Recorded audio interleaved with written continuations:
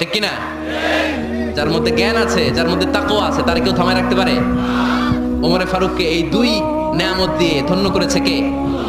সহিহ বুখারীর বর্ণনা, বিশ্বনবী সাহাবীদের সামনে একটা স্বপ্নের কথা বলছেন।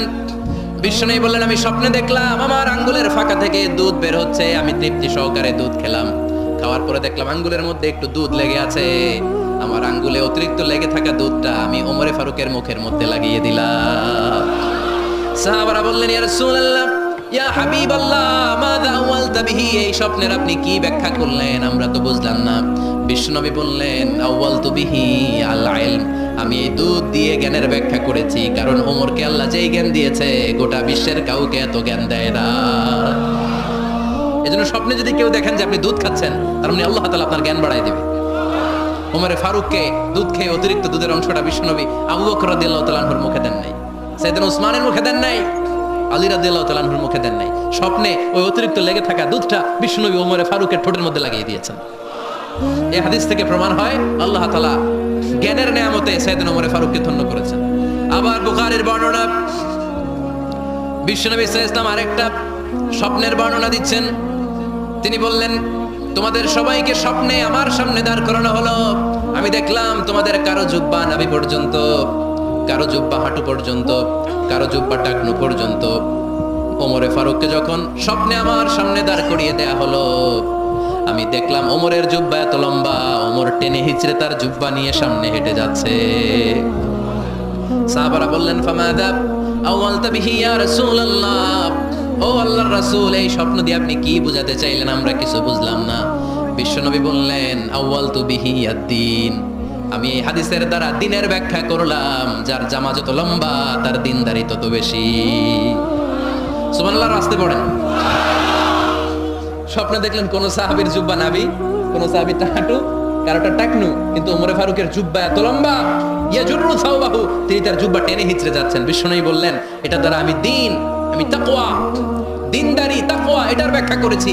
তার মানে ওমরে ফারুকের তাকওয়ার সামনে সব তাকওয়া পানি হয়ে যাবে। কোন সুবহানাল্লাহ। আল্লাহ তাআলা সাইয়েদনা ওমরে ফারুককে দ্বীনের জ্ঞান দিয়েছেন, তাকওয়া দিয়েছেন। কত বড় মুত্তাকি ছিলেন সাইয়েদনা ওমরে ফারুক। মদিনার সমাজে কয়জন মুনাফিক ছিল বিশ্বনবী ছাড়া কেউ বলতে পারতেন না। বিশ্বনবী কোন সাহাবীকে মুনাফিকদের লিস্ট দিয়ে যান নাই, একজন সাহাবী ছাড়া। দেখি কেউ বলতে পারেন কিনা ওই সাহাবীর নাম? কি নাম? হুযায়ফা ইবনুল ইয়ামান রাদিয়াল্লাহু তাআলা আনহু। ওনাকে বলা হতো সাহিবু সিররি রাসূলিল্লাহ, আল্লাহ রাসূল সাল্লাল্লাহু আলাইহি ওয়াসাল্লামের গোপন তথ্যের ধারক বাহক। সুবহানাল্লাহ পড়বেন না?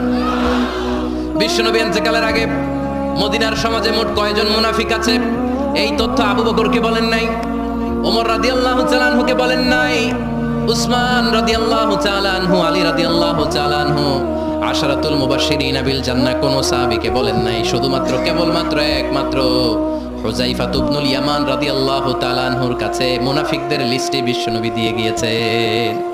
সুবহানাল্লাহ পড়েন। মদিনায় কারা কারা মুনাফিক কেউ জানতো না, হুযায়ফা ছাড়া। কে ছাড়া? নামটা আজকে মুখস্থ করেন, যাতে অন্য কোনো ওয়াজে কেউ জিজ্ঞেস করলে বলতে পারেন। মুনাফিকদের লিস্ট যে সাহাবীর কাছে বিশ্বনবী দিয়ে গিয়েছিলেন, সাহাবীর নাম কি? নাম? উনি জানতেন মুনাফিক কারা। দেখেন ওমরে ফারুকের তাকওয়ার লেভেলটা কত হাই। ওমরে ফারুক একদিন হুযায়ফা রাদিয়াল্লাহু তাআলা আনহুর কাছে গেলেন, যে বললেন, হুযায়ফা, বিশ্বনবী ইন্তেকালের আগে মুনাফিকদের নামের লিস্টটা কারো কাছে দেয় নাই, আমার জানা নাই, সাইয়েদনা আবু বকরের জানা নাই, কোন সাহাবীর জানা নাই, তুমি ছাড়া। আমি তোমার কাছে জানতে চাই, আমি ওমরের নামটা ওই মুনাফিকদের খাতায় আছে কিনা আমার একটু বলো। আমার ওমরের নামটা ওই মুনাফিকদের লিস্টিতে একটু আছে কিনা, নামটা একটু বলো। যদি থাকে আমি ভালো হয়ে যাব, আমি নেফাকি দূর করে পাক্কা মুমিন হতে চাই। আমার নাম যদি মুনাফিকের লিস্টে থাকে আমি তো শেষ। হুযায়ফা চোখের পানি ছেড়ে দিয়ে বলে, আমিরুল মুমিনিন, কেমন প্রশ্ন করলেন আপনি? আপনি বিশ্বনবীর শ্বশুর, এই উম্মতে আপনার পজিশন 3 নাম্বার। আপনারে মুনাফিকরা ভয় পায়, শয়তান আপনারে ভয় পায়। আপনি জান্নাতে সব বয়স্ক লোকদেরকে নিয়ে জান্নাতের মধ্যে আগে আগে ঢুকবেন, কেমন করে মুনাফিকদের কাতারে আপনার নাম থাকতে পারে ওমর? সুবহানাল্লাহ পড়ে। কি বিনয়ী, কি তাকওয়া। হুযায়ফাকে যে ধরতেন, হুযায়ফা একটু বলো না আমার নামটা মুনাফিকদের লিস্টে আছে কিনা। ওমরে ফারুকের যদি এই টেনশন থাকে যে আমি মুনাফিক হয়ে গেলাম কিনা, আমাদের এই টেনশন থাকার দরকার আছে না নাই? হ্যাঁ, যেন সব সময় আল্লাহর কাছে দোয়া করতে হবে, আল্লাহ তুমি নেফাকি থেকে আমাদেরকে বাঁচাও। আরো জোরে পড়েন আমিন। ওমরে ফারুক রাদিয়াল্লাহু তাআলা আনহু আমাদের সুপার হিরো। উনি কত বড় সুপার হিরো শুনেন। উনি জুমার খুতবা দিচ্ছেন। কি দিচ্ছেন? মসজিদে নববীতে খুতবার মাঝখানে হঠাৎ বললেন, ইয়া সারিয়াতাল জাবাল, ইয়া সারিয়াত ইবনে জানিমিল জাবাল। এই কথা বলেই আবার খুতবা দিতে শুরু করলেন।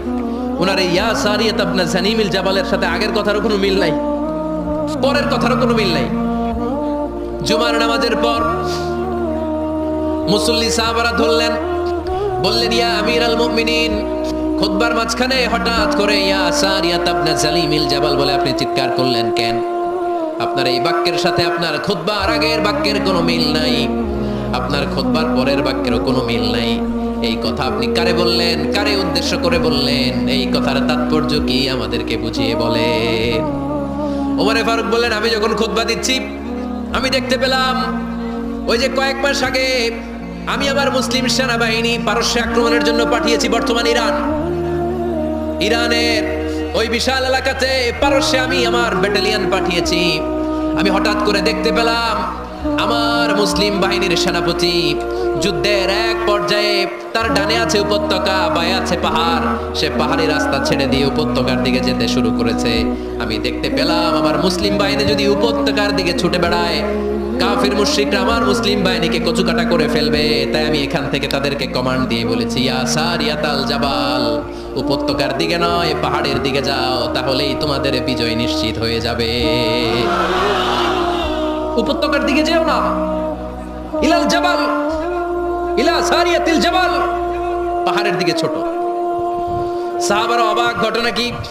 উনি বসে আছেন মদিনায় মসজিদে নববীর মিম্বারে দাঁড়িয়ে, উনি যদি ইয়া সারিয়াতাল জাবাল বলে, এটা কি ইরানে যাবে নাকি? ও মিয়া, তখনকার সময়ে বর্তমানের মতো মোবাইল ছিল নাকি? ইন্টারনেট ছিল নাকি? কিছু ছিল? খালি মুখে আমি যদি বলি ইয়া সারিয়াতাল জাবাল, এটা ইরানে যাবে, ইন্ডিয়ায় যাবে, ঢাকায় তো যাবে না, ফরিদপুর শহরেই তো বসবে না, ঠিক কিনা? কিন্তু এটা আমিরুল মুমিনিন বিশ্বাসী সাহাবারা বিশ্বাস করে নিল। কিছু মুনাফিক ছিল, এরা কয় না জামেলাস, এটা তো সম্ভব না, এক কাজ করি, এই সেনাপতি যখন বিজয়ী বেশে মদিনায় ফিরে আসবে আর আমরা ধরবো। এরা দিন গুনতে লাগলো, এই সেনাপতি মুসলিম বাহিনী নিয়ে পারস্য জয় করে কবে ফিরে আসবে। এই মুনাফিকের দলগুলো কখনো সেনাবাহিনীকে অভ্যর্থনা জানাতে যেত না, কিন্তু এইবার সবার আগে মদিনার উপকণ্ঠে যে সেনাপতিদেরকে অভ্যর্থনা জানানোর জন্য ফুল নিয়ে রেডি, ফুল নিয়ে দাঁড়ায় আছে। সেনাপতি ঢুকার সাথে সাথে ধরছে, এই সেনাপতি কোত্থেকে আসছে? কয় পারস্য জয় করে আসছি। কয় এমন এমন দিন, জুমার দিন দুপুর বেলা যুদ্ধের মাঝখানে আমিরুল মুমিনিনের কণ্ঠের কোন কথাবার্তা শুনছো নাকি? সেনাপতি অবাক, কয় তোমরা জানলা কেমনে? শুনছি তো। সুবহানাল্লাহ পড়বেন না? আমরা যুদ্ধে একটা ভয়ঙ্কর অবস্থার মধ্যে ছিলাম, পেছন থেকে শত্রুরা আমাদেরকে আক্রমণ করতে শুরু করে দিল। ডানে যাব না বায়ে যাব, সামনে যাব নাকি পেছনে যাব, রাস্তা খুঁজে পাচ্ছি না। ডান দিকে ছিল আমাদের উপত্যকার রাস্তা, বাঁ দিকে ছিল পাহাড়ি পথ। আমরা সোজা পথ হবে মনে করে উপত্যকার দিকে ছুটতে আরম্ভ করলাম। হঠাৎ করে আমিরুল মুমিনিনের কণ্ঠ বজ্র কণ্ঠে আমার কানের মধ্যে ভেসে আসলো। আমার মনে হলো আমিরুল মুমিনিন কেমন যেন আমাকে কমান্ড দিচ্ছেন আর বলছেন, ইয়া সারিয়াতাল জাবাল, ডান দিকে উপত্যকার পথে নয়, তাড়াতাড়ি পাহাড়ের দিকে সৈন্যবাহিনী নিয়ে উঠে যা।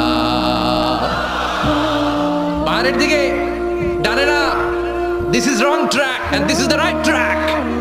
ওই দিন যদি ওমরে ফারুকের ওই গাইডলাইন, আমিরুল মুমিনিনের কমান্ড যদি আমি না শুনতাম, আজকে বিজয়ের বেশে ফিরতেও পারতাম না, আমাদের চেহারাও তোমরা দেখতে পেতে না। ওমরে ফারুকের ওই কমান্ড, ওই গাইডলাইন অদৃশ্য থেকে শোনার কারণে ওই পারস্যের মধ্যে আমাদেরকে সেই যুদ্ধে বিজয় দান করেছে কে? দিস ইজ ওমরে ফারুক, দিস ইজ ওমরে ফারুক। বিশ্বনবী বলছেন, আমার মা লাকিয়াকা শাইতানু সালিকান ফাজ্জান ইল্লা সালাকা ফাজ্জান গায়রা ফাজ্জিক ওমর।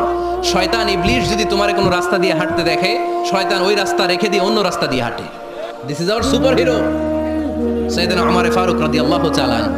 শুধু শয়তানই ভয় পেত না, মুনাফিকরাও ভয় পেত, জমের মতো ভয়। শুধু তাই না, আমাদের আম্মাজান বিষ্ণু ইসা ইসলামের স্ত্রীরাও ওমর ফারুককে ভয় পেতেন। সুবহানাল্লাহ কইবেন না? মাঝে মাঝে বিষ্ণু ইসা ইসলামের সাথে আম্মাজান আয়েশার ঝগড়া হতো, হতো না? আপনাদের ফ্যামিলিতে ঝগড়া হয়? হয় না? হয় না? কার কার দেখি? ওরে আল্লাহ, অনেক আল্লাহর ওলি আছে তো জায়গায়,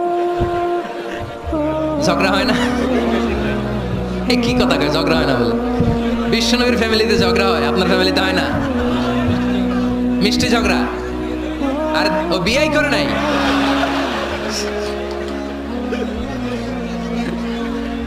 ঝগড়া তো হবেই, দাম্পত্য জীবনের মজাটাই তো এখানে। কখনো ঝগড়া, কখনো আনন্দ, একটু বৃষ্টি, একটু রোদ, একটু হাসি, একটু কান্না, ভালো লাগা ভালোবাসা শেয়ার করে নেয়া, মিলেমিশে একাকার হয়ে যাওয়া, ঠিক কিনা? তো আল্লাহর হাবিব সাল্লাল্লাহু আলাইহি ওয়াসাল্লামের সাথে আম্মা জান আয়েশার ঝগড়া হতো। তো একদিন ঝগড়া হয়ে দুইজন রেগে আছে। খবরদার দুইজন রেগে থাকবেন না, আবার একজন রাগলে আরেকজন থেমে যাবেন, কারণ এই ছোট্ট ঝগড়া থেকে এটা অনেক সময় বিচ্ছেদের দিকে গড়ায়। আমার প্রিয় ফরিদপুরবাসী, ভাবি রেগে গেলে আপনি রাগেন না, ওই দিন আপনি একটু ঠান্ডা থাকেন। আবার আপনি রেগে গেলে আমার মাইকের আওয়াজ যদি ভাবিরা শোনেন, আপনারা রেগে যায় না, একটু ঠান্ডা থাকবেন। দুইজনে রেগে গেলে তো তৃতীয় বিশ্বযুদ্ধ শুরু হবে, তাই না? একজন রেগে গেলে আরেকজন ঠান্ডা, কারণ এই সামান্য ঝগড়া থেকে ইগোর কারণে এটা বিচ্ছেদ আর ডিভোর্স পর্যন্ত গড়ায়। আর শয়তান এখানে উস্কানি দেয়, কারণ ইমানদারদের ফ্যামিলি ভাঙতে পারলে শয়তান সবচেয়ে বড় খুশি হয়। আর ইমানদারদের ফ্যামিলি টিকে থাকলে খুশি হয়ে যায় কে? আম্মা জান আয়েশা রাদিয়াল্লাহু তাআলা আনহার সাথে বিষ্ণু ইসা ইসলামের ঝগড়া হতো মাঝে মাঝে। একবার ঝগড়া হলো, বিষ্ণু ইসা ইসলাম রাগ, আম্মা জান আয়েশাও রাগ। তো বিষ্ণুই বললেন, আয়েশা ঝগড়া করে আর কতক্ষণ থাকবো, আসো মিটমাট করি। আয়েশা রাদিয়াল্লাহু বললেন, ঠিক আছে মিটমাট করব। তো বিষ্ণু ইসা ইসলাম বললেন, মিটমাটের জন্য কারে ডাকবো? ওমরে ডাকি। কয় না, ওমরে না, ওমর গালিজ, ওমর অনেক রাগে, আমার ডর লাগে। কয় তাহলে তোমার আব্বারে ডাকি। কয় ডাকেন। কি খুশি, মেয়েদের মধ্যে অভ্যাসটা আছে না নাই? তাহলে তোমার আব্বারে ডাকি। ডাকেন। ডেকে নিয়ে আসা হলো। আবু বকর রাদিয়াল্লাহু তাআলা আনহু দাঁড়ালেন, আম্মা জান আয়েশা দাঁড়ালেন, বিশ্বনবীও দাঁড়ালেন। বিশ্বনবী বললেন, আয়েশা তোমার আব্বা আসছে, এবার ঘটনা খুলে বলার পালা, তুমি বলবা নাকি আমি বলবো?